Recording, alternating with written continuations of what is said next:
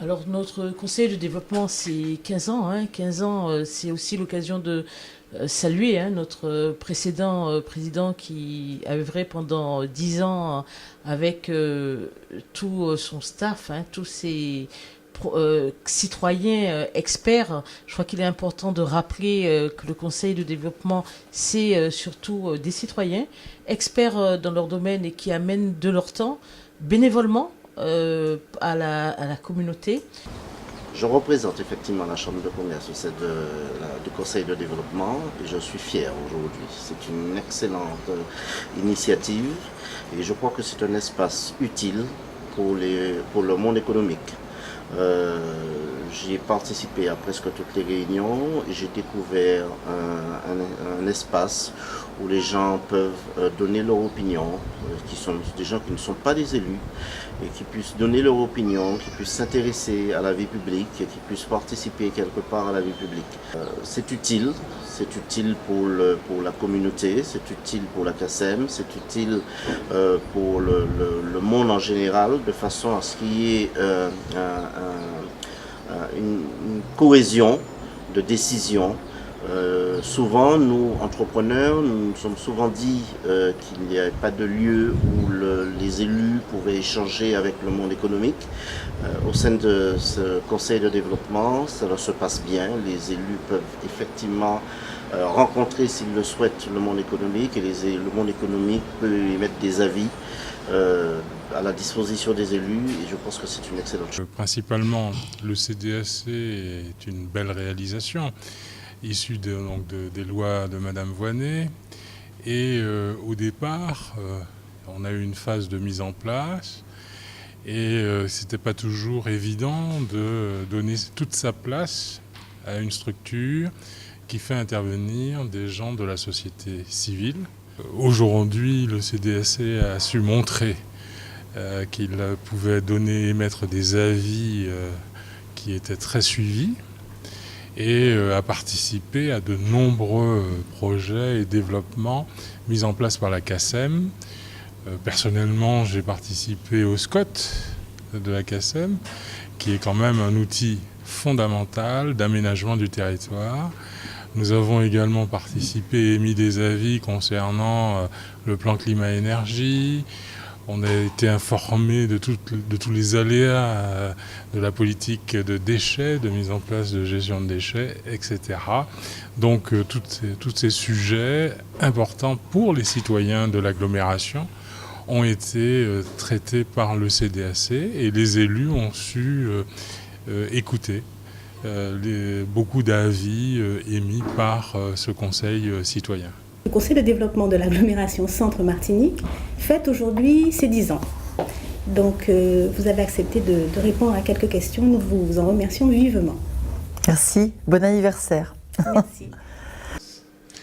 Je crois qu'il faut saluer d'abord les 15 ans d'existence du Conseil de développement de la CACEM et il faut saluer d'ailleurs les femmes et les hommes qui se sont engagés. Et l'engagement pour moi est la dimension la plus aboutie de la démocratie. Donc merci à ces femmes et ces hommes qui représentent la société civile de donner du temps pour construire, co-construire avec les citoyens les meilleures décisions possibles. Ce qui est encore mieux, c'est une démocratie construction où de plein pied, sur un certain nombre de sujets, des questions en jeu ou des projets structurants, on voit de plein pied, en réalité, des élus communautaires, municipaux, les experts, les collaborateurs, très important, l'expertise technique, mais aussi les citoyens, être partie prenante d'une séquence de co-construction qui sera ensuite proposée pour décision au conseil d'agglomération. Je suis membre du CDAC et je représente donc les socioprofessionnels. Concernant le point fort du CDAC, ce que je considère comme étant un élément majeur, c'est la contribution de ses membres au débat public, à l'analyse des projets politiques qui nous sont présentés et pour lesquels nous avons vraiment le sentiment, en tout cas c'est mon sentiment, d'apporter une véritable contribution. Puisque nous parlons en ce moment de démocratie, de participation, si au sein du CDAC, la représentation elle est très diverse, elle est très variée, en revanche, la participation de tous ces représentants n'est pas toujours, ne se traduit pas toujours dans les faits, parce que quelquefois, lors de certaines commissions, eh bien, nous aurions pu être beaucoup plus nombreux. Et de facto, eh bien, la diversité des points de vue n'est pas de mise à ce moment-là. En tant qu'élu de proximité, en charge notamment de la démocratie participative sur le territoire, je participe au CDAC depuis 2014 et je dois dire que ma contribution, c'est aussi d'apporter la voix de la population, c'est-à-dire de faire savoir ce que la population pense des projets de la CACEM, parce que moi j'aurais souhaité, enfin nous aurions souhaité en tant qu'élus, que la CACEM soit un territoire vécu.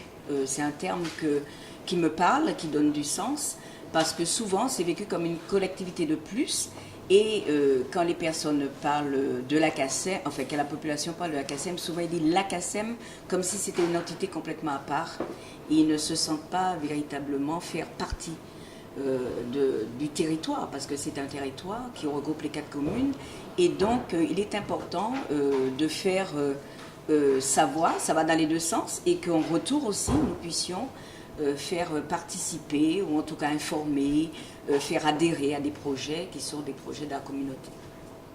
Selon moi, l'instance a beaucoup évolué durant les 7 années passées à son évolution. Instance méconnue des services de la CACEM et qui est maintenant impliquée dans les démarches décisionnelles de la CACEM. Moi, je voudrais souligner le rôle important d'Isabelle à mes côtés pour toute l'organisation de ces réunions. Le travail est conséquent.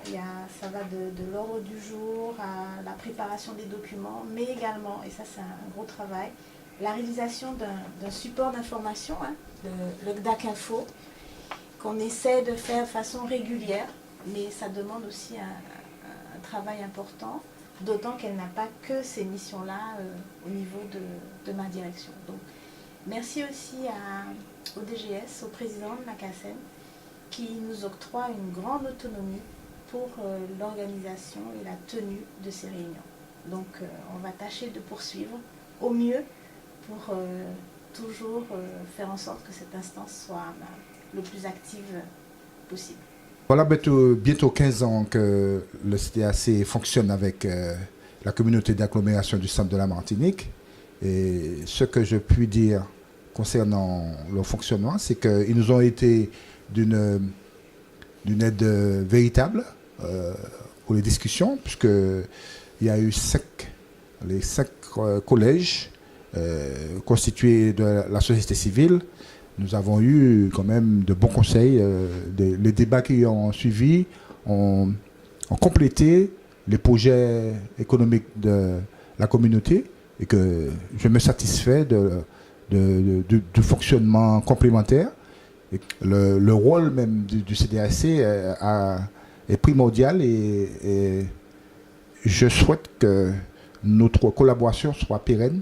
Nous sommes depuis peu membres de la coordination nationale des conseils de développement. Pensez-vous que ce soit utile pour notre instance d'en faire partie ? Être membre de la coordination, c'est très important parce que ça nous permet d'avoir des échanges. Même si nous n'étions pas insulaires, ces échanges sont vraiment, donc c'est fondamental de pouvoir avoir l'expérience des autres. Et chaque année, que ce soit au Conseil, que ce soit à l'Assemblée générale ou lors de nos bureaux, parce que rappelons que notre Conseil de développement donc, est aussi au bureau, au Conseil d'administration de la coordination. Donc c'est vraiment du travail, un travail énorme fourni avec eux et que nous ramenons à la maison pour mettre en expérience. Merci à tous les deux.